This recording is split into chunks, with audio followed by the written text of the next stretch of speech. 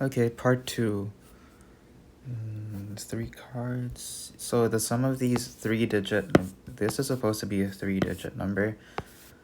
So the sum of these three the sum is supposed to be 782, but then they're missing a few digits. Okay, we're just gonna add the numbers anyway. So let's just make them 0 because there's no number there for now. 203 plus 104 plus 410. That is 717. Yep, so far 717 without the missing digits, and the sum is supposed to be 782. So 782 minus 717 is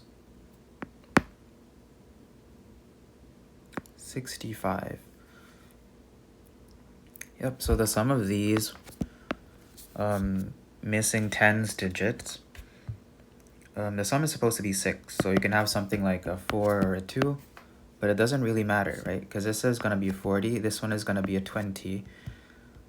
It's going to be 60 anyway. Yep, but we want the sum of the missing 3 digits, so they don't have to be necessarily 4 and 2. That's just an example. But the sum of these 2 digits is going to be 6, because this digit over here is 6. Yep, and this one is just 5. Yep, because it's missing a 5. And this is the only ones digit that is missing, so it has to be 5. 6 plus 5 is going to be 11, which is D. Let's check if it's actually D. Question number 9, D. Yep, yeah, okay. A hopping game is played in the following way. Squares. Okay, so you have to do a pattern: left foot, both feet, right foot, both feet, and then left foot, and then both feet again, and so on, right? So it actually repeats every 4, because after the both feet, you go back to left foot. You start with left foot, and then you end with both feet, and then you go left foot again, and both feet, and so on. But don't be careless, because it repeats every 4. Not 5. Yeah. Alright, so if it repeats every 4, you basically do this pattern of left foot, left, both, right, and both, again and again, right? So that's, where's the space? Okay, I'll just do it here. Left, both, right, both, and then again, left, both, right, both, and then again, oops,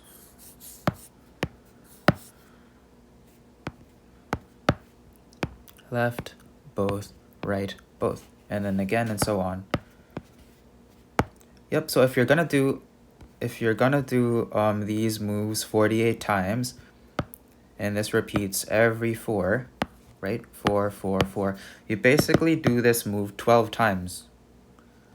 You do this 12 times, right? Because then you would have 48 squares after. All right, so if you do this move 12 times, okay, how many times in just this group, right, just that group, how many times do you use your left foot? Use it once over here, twice, and 3 times.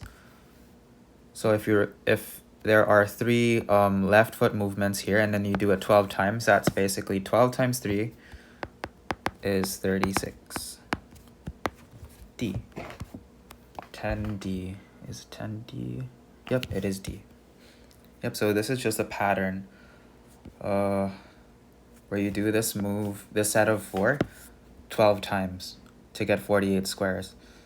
So if you do that 12 times, you're basically in this pattern over here, you basically use your left foot 3 times. So if you do it 12 times, you basically using your left foot 36 times. That's basically it. The common pitfall, I guess, is instead of repeating every 4, maybe you would accidentally say it repeats every 5, but no, it actually stops here, and then it repeats again. Okay. Next question. Tim wants to draw the figure shown below on a piece of paper without lifting his pencil off the paper.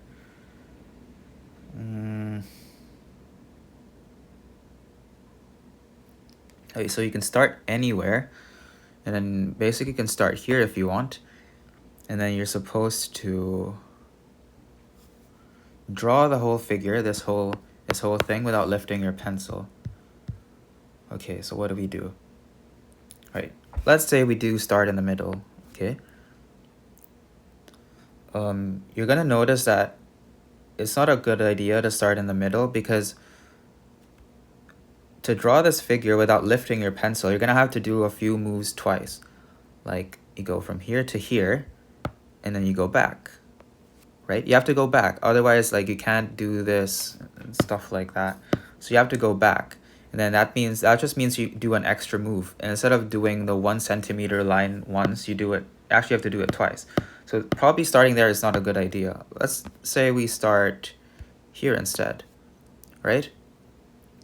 If we start here, you can go here, and we don't have to go back anymore, because we can just do another line. Maybe we do 2, but now we have to go back, and so on. We do 1, maybe we do 3, and we go back, and so on. Although that's pretty good, right? Basically, when we start at the tip of a line, we don't have to go back. So if we don't have to go back, why don't we just do it here? Because otherwise, if we start here, right, that means that we only have to do this once, but to do this one, we have to go back. Right, so let's just start here, so we don't have to go back, because this one is long, so you don't want to do 3 centimeters twice. So this one is a 3. Yep, so we traveled 3 so far. Okay, and then let's do all the short ones. 1, and then 2. So that's 2 so far. Next one, a 1, and we go back again with a 2. That's another 2.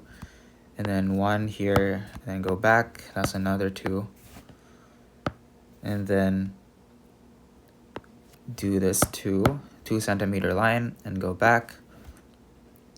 That's 4. And then we do this one, the 2 centimeter one. And you realize that if we do that one, we don't have to go back. That's why I saved the second longest line for last, that's just 2.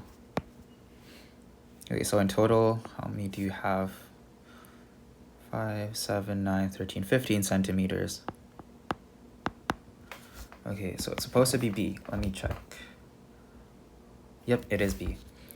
Yeah, okay, so for this question, basically, you realize you're gonna have to, like, do a few lines twice. You're gonna draw a few lines twice, because you can't lift your pencil. You can't just do this, and then this, and then this, right? You're gonna have to go back like this, and then this, like, for example, this, and go back here, and you go back here, and you go back here, something like that. And you realize that if you start from the tip of a line somewhere, like, I'll just copy this. If you start from the tip of a line, like here, right, you don't have to count twice, actually. You can just do this and go on to somewhere else. So if you don't have to count twice, let's do it here. So we don't have to count this super long line twice.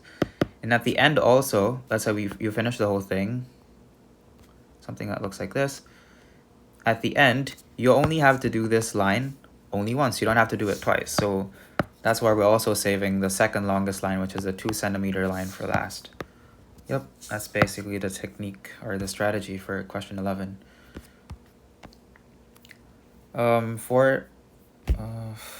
Okay, so the products basically of these two numbers is 6. The products of these two numbers is 4. These two numbers is 8. Product of these two numbers is 12. So this one is kind of just guess and check, and it doesn't really take long. Well, we could try something. Let's say 1 and 6. Okay, if the product of these two is 4, this one has to be 4. If the product of these two is 12, this one has to be 2. And does it work out? I think it does. 1 times 6 is 6. 4 times 2 is 8. 1 times 4 is 4. And 6 times 2 is 12. Yep, so yeah, we just got lucky there. What is the sum of the four integers? 1 plus 6 plus 4 plus 2 is 13. So this one is supposed to be 13. Yep, that's right. Okay, let's say 1 6 a while ago was our guess, right? If that didn't work, maybe we could have tried like a 2 3 for example and see if that works. But we just got lucky, so we don't need to do that.